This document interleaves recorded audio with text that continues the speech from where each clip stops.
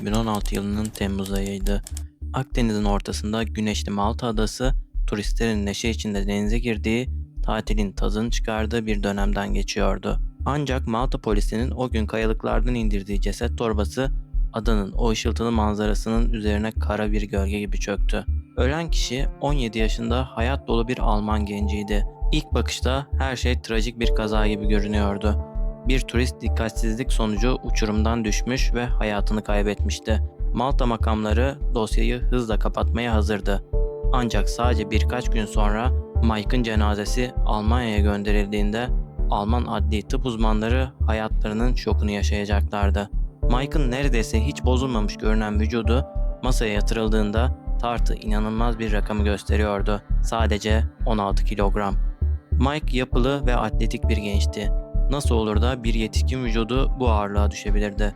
Cevap göğüs kafesi açıldığında ortaya çıktı. Mike'ın kalbi, akciğerleri, karaciğeri, midesi ve hatta beyni dahil neredeyse tüm organları yerinde yoktu. Bugün Malta'nın o sarp kayalıklarında gerçekten ne olduğunu, bir gencin organlarının nasıl buharlaştığını ve bir babanın adalet arayışını tüm detaylarıyla inceleyeceğiz. Mike Mansfield davasına hoş geldiniz.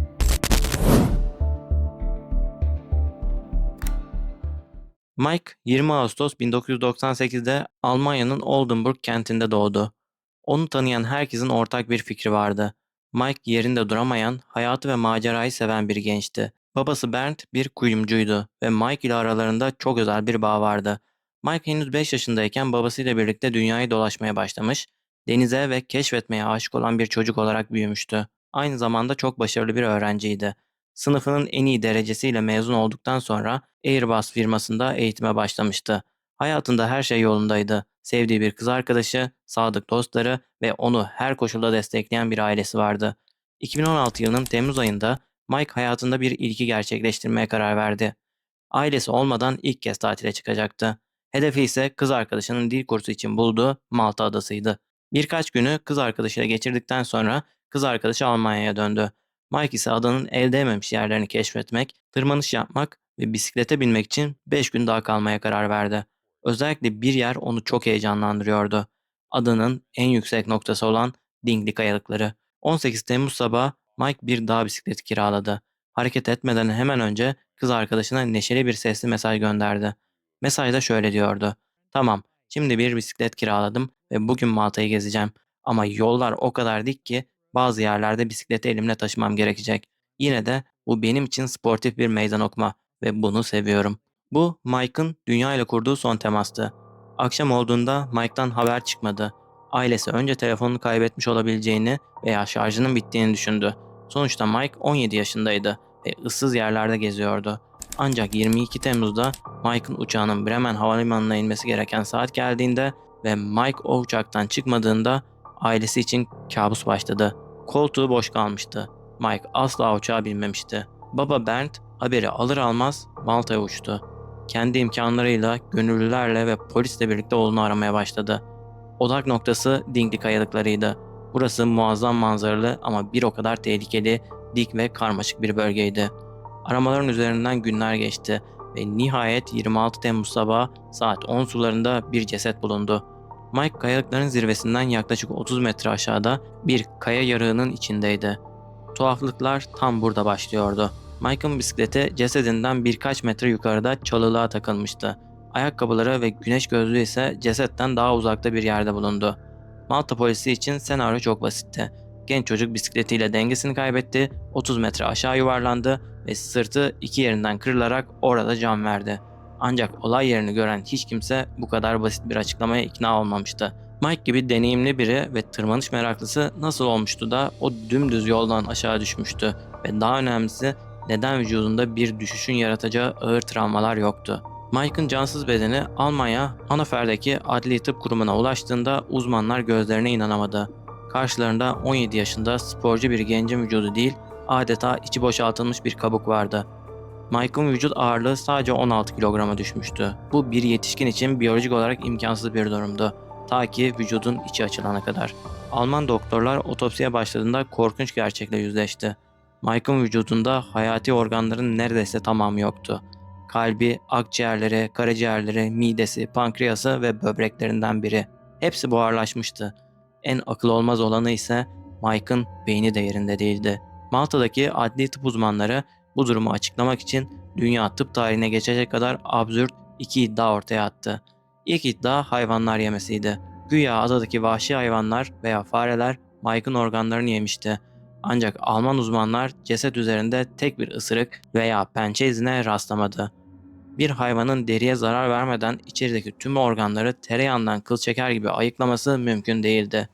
İkinci teori ise sıcaklık ve çürümeydi. Malta makamları beynin aşırı sıcak yüzünden eriyip aktığını iddia etti. Alman doktorlar buna da şiddetle karşı çıktı. Beynin dokusu bozulabilir, sıvılaşabilir ama tamamen yok olup kafasının içini tertemiz bırakamazdı. Alman uzmanların raporu netti. Bu organlar birileri tarafından profesyonel bir şekilde veya bir otopsi sırasında çıkartılmış ve yerine geri konulmamıştı.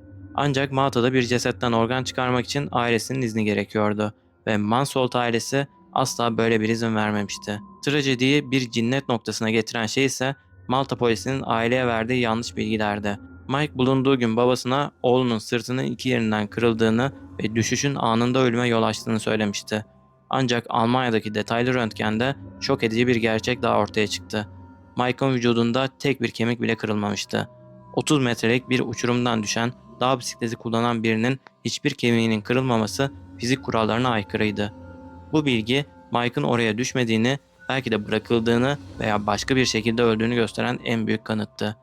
Mike'ın sadece organları değil, yanındaki değerli eşyaları da kayıptı. Otel odasındaki kamera kayıtlarında Mike'ın yanına aldığı kesin olan şu eşyalar olay yerinde yoktu. GoPro kamerası Mike'ın tüm maceralarını kaydederdi. Eğer kaza yaptıysa o anlar mutlaka kameradaydı. Ve akıllı telefonu. Telefonu asla bulunamadı. Malta polisi telefonun sinyal takibini yapmayı veya son görüşmelerini incelemeyi reddetti. Ayrıca 600 euro nakit parası da kayıptı. Sırt çantasında taşıdığı para buharlaşmıştı. Bir cesedin yanında cüzdanın ve kameranın olmaması akla tek bir ihtimal getiriyordu. Yağma veya cinayet. Acaba Mike birileriyle mi karşılaşmıştı? Veya öldükten sonra biri cesedini bulup sadece eşyalarını mı çalmıştı? Bu gizemli tablo karşısında 3 ana teori öne çıkıyor. Birincisi organ mafyası teorisi.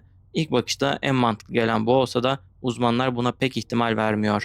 Organ nakli için steril bir ortam, canlı bir donör ve çok hızlı bir lojistik gerekir.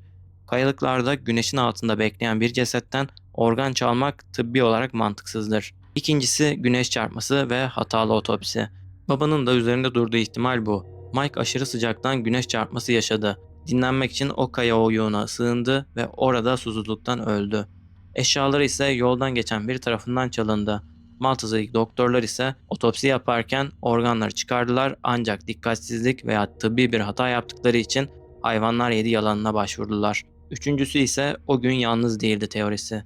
Videonun en can alıcı noktası burası. Yıllar sonra ortaya çıkan bir tanık, Mike'ın o gün yanında başka birinin olduğunu iddia etti. Babası bir röportajında artık şundan emin olduğunu söyledi. Oğlum o gün kayalıklarda yalnız değildi. Eğer yanında birisi varsa neden bu kişi bugüne kadar ortaya çıkmadı? Mike'ın babası Bernd sadece bir baba olarak kalmadı. Oğlunun ölümünden sonra Malta'ya defalarca giderek bir dedektif gibi iz sürdü. Malta polisinin ıssız, kimsenin girmediği bir yer dediği o bölgenin aslında tarım arazilerine çok yakın olduğunu fark etti. Olay yerini incelerken çok tuhaf bir şeye rastladı. Mike'ın bulunduğu yerin hemen yakınında taze biçilmiş otlar ve yeni toplanmış soğanlar vardı. Bu Mike'ın orada can çekişirken ya da cansız yatarken sadece birkaç metre ötesinde birilerinin çalıştığının kanıtıydı. Bernd yakındaki bir çiftçiye bu durumu sorduğunda adamın aşırı derecede agresif ve şüpheli davrandığını fark etti. Malta polisine bu şüpheliyi bildirdiğinde ise aldığı cevap tek kelimeydi. Önemsiz. Oysa 600 euro, bir telefon ve pahalı bir kamera o bölgede kıt kanaat geçinen biri için büyük bir motivasyon kaynağı olabilirdi. Almanya'daki Oldenburg savcılığı Mike'ın organlarının eksik olduğunu ve vücudunda kırık olmadığını raporlayınca Malta'dan tüm soruşturma dosyasını talep etti. Beklenti yüzlerce sayfalık olay yeri inceleme fotoğrafı, otopsi notları ve tanık ifadeleriydi. Ancak Malta'dan gelen dosya tam anlamıyla bir fiyaskoydu. Sadece tek bir sayfa, olay yeri fotoğrafı yok, ceset üzerinde yapılan ilk incelemeye dair detaylı notlar yoktu. Sadece ölüm nedeni belirlenemedi, organları hayvanlar yedi yazan kısa bir not. Bu Alman makamları tarafından bir hakaret olarak algılandı. Malta gibi bir Avrupa Birliği üyesi devletin bir turistin ölümü karşısında bu kadar lakayt davranması dosyanın arkasında daha büyük bir ihmalin veya suçun örtbas edildiği şüphesini güçlendirdi. True crime dünyasında beyin erimesi bilinen bir süreçtir. Ama Mike'ın vakasında durum tıp literatürüne aykırıydı. Malta sıcak olsa bile Mike'ın vücudunun dış yüzeyi büyük oranda korunmuşken kafasının içinin vakumlanmış gibi bomboş olması imkansızdı. Alman adli tıp uzmanları mahkemede şunu savundu. Eğer bir beyin sıcaklıktan dolayı sıvılaşırsa o sıvı kafasının içinde kalır veya burun kulak yoluyla akar. Ancak kafatası boşluğu tertemiz kalmaz. Mutlaka bir kalıntı, bir tortu bırakır. Mike'ın kafasında ise hiçbir iz yoktu. Bu da beynin otopsi masalarında bir testereyle kafasının açılarak profesyonelce çıkarıldığının en büyük kanıtıydı. Yıllarca süren sessizlikten sonra 2022 yılında şok bir gelişme yaşandı. Malta Adalet Bakanlığı'nın talimatıyla bir hakim Mike dosyasının yeniden açılmasına karar verdi. Bunun sebebi yeni bir tanığın ortaya çıkmasıydı. Bu tanık hakkında kamuoyuna çok az bilgi sızdırıldı. Ancak Bern'in açıklamalarına göre bu kişi Mike'ın o gün yalnız olmadığını doğrulayabilecek bilgilere sahipti. Acaba Mike kayalıklarda biriyle mi tanışmıştı? Bir tartışma mı yaşamıştı? Ya da Mike bir kaza geçirdiğinde yanında olan kişi başının belaya girmesinden korkup eşyaları alıp kaçmış ve Mike'ı ölüme mi terk etmişti? Soruşturma şu an bu gizemli ikinci kişi üzerinde yoğunlaşmış durumda. Mike'ın davası bizlere yurt dışı seyahatlerinde başımıza gelebilecek en kötü senaryoyu sadece ölümü değil, öldükten sonra bir sayıdan ibaret görünmeyi anlatıyor. Malta'nın o güzel manzaralı Dingley kayalıkları Mike Mansolt için sonun başlangıcıydı. Ama gerçekler er ya da geç o sarp kayalıkların arasından sızıp gün yüzüne çıkacak. Adalet bazen hızlı gelir, bazen ise Mike'ın davasında olduğu gibi bir babanın ömrünün adamasını bekler. Ama asla unutmaz. Mike'ın organları nerede? O gün yanında kim vardı? Bu soruların cevabını alana kadar bu dosya kapanmayacak.